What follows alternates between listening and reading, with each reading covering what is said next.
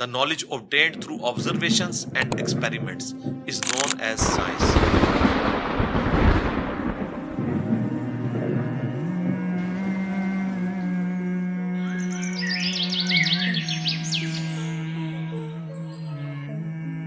تو قرآن بھی تو یہ کہہ رہا ہے افلا ينظرون الى الابل كيف خلقت.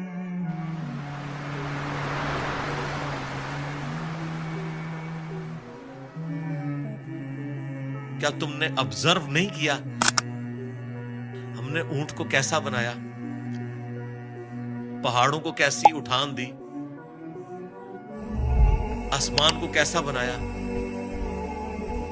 زمین کو کیسا بچھونا بنایا. 1000 آیات قرآن کی، آلموسٹ 6500 آیات میں سے وہ فزیکل فینومینا آف نیچر سے ریلیٹڈ ہے. سائنس کا علم ہے ہی ہے. تو یہ دنیا کا علم جو آپ کہہ رہے ہیں یہ دین ہی کا علم ہے، یہ کوئی دنیا کا علم نہیں ہے. حضرت آدم علیہ السلام کو قرآن کہتا ہے کہ ہم نے چیزوں کے نام سکھا دیے تھے. یہ تو نہیں کہتا کہ بتا دیے تھے کہ اللہ تعالیٰ کے نام کے 3 دفعہ پڑھنے ہیں تو یہ ثواب ہوگا. ہر چیز کا نام سکھا دیا تھا. پوٹینشلی وہ ان کے دماغ میں وہ درخت بو دیا گیا تھا جو آج اتنا بڑا ہو چکا ہے کہ انسان نے ایسے جہاز بنا لیے ہیں جو 500-600 مسافروں کو لے کے 8000 کلومیٹر تک بغیر ریفیولنگ کے اڑ سکتے ہیں. اور اڑتے نہیں، صرف لینڈ بھی کرتے ہیں. یہ سب سے مشکل کام ہے. لوگ کہتے ہیں جی میزائل ٹیکنالوجی مشکل ہے. جناب میزائل ٹیکنالوجی تو شے ہی کوئی نہیں جو یہ بوئنگ کی ٹیکنالوجی ہے، کیونکہ میزائل تو آپ نے چھوڑنا ہے، اس سے پھٹنا ہے، واپس نہیں آپ نے اتارنا. لیکن اسپیس شٹل کو، بوئنگ جہاز کو اڑا کے آپ نے اتارنا بھی ہے، بندے بیچ میں بیٹھے ہوئے ہیں. یہ مشکل ٹیکنالوجی ہے تو کر کے دکھایا نا. یہ انسان جب بھی کوئی چیز ڈسکور کرتا ہے نا، سب سے پہلے اس کا نام رکھتا ہے. تو پوٹینشلی آدم علیہ السلام کو تمام چیزوں کے نام سکھا دیے تھے جو فرشتوں کو بھی نہیں آتے تھے. انسان کی فضیلت اسی عقل کی وجہ سے. تو یہ کوئی دنیا کا علم نہیں ہے، یہ اللہ تعالی کا فعل ہے. یہ کائنات ہے کہ نہیں؟ قرآن اللہ کا کلام ہے اور کائنات اللہ کا فعل ہے. اللہ نے بنائی ہے نا، کریٹر نے. اللہ کے فعل کا علم حاصل کرنا یہ دنیا داری کیسے ہو گئی؟ یہ دنیا داری اس صورت میں ہوگی جب اس کے بعد آپ خدا کو نہ پہچانے.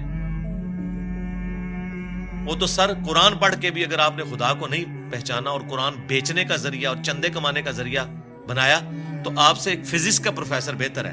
کم از کم اس نے خدا کی کتاب کو تو نہیں بیچا اپنے ذاتی فتووں کی خاطر.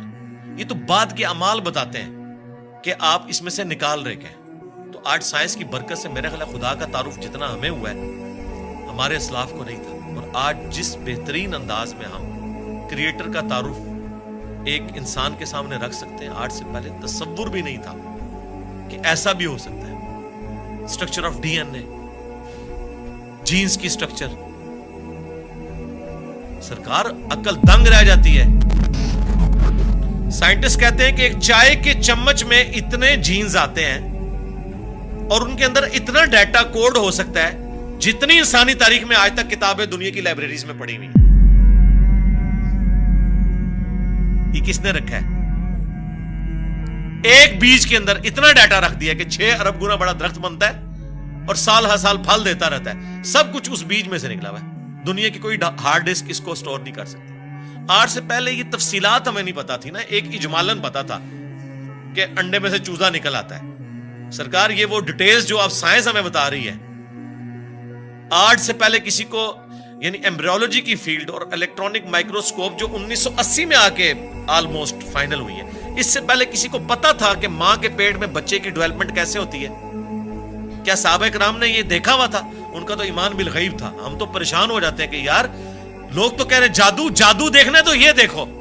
کبھی نیشنل جغرافک یا ڈسکوری چینل کے اوپر جب وہ فاسٹ کر کے موویز چلاتے ہیں کہ ایک بیج پھوٹتا ہے، اس میں سے کومپل نکلتی ہے، پھر بنتے بنتے درخت بن جاتا ہے یا پھول، وہ جادو ہو رہا ہوتا ہے. انڈے میں سے چوزا نکلنا چاہیے. اصل جادو یہ ہو رہے ہیں جو عقل دنگ ہے. لیکن ہم ان معجزات کے عادی ہو چکے ہیں. تو آج خدا کا تعارف میرا خیال ہے سائنس کی برکت سے الحمدللہ بہتر طریقے سے ہم اپنی ینگ جنریشن کو خدا کا تعارف کروا سکتے ہیں. اور اس سے بڑھ کر سائنس کی برکت سے آج دین اتنا آسان ہے کہ اگر کاتب کے لکھنے پہ قرآن ہوتا، آج دنیا کے ہر مسلمان کے پاس قرآن نہ ہوتا اگر پرنٹنگ پریس نہ ہوتا. یہ بخاری مسلم یہاں نہ پڑھی ہوئی ہوتی،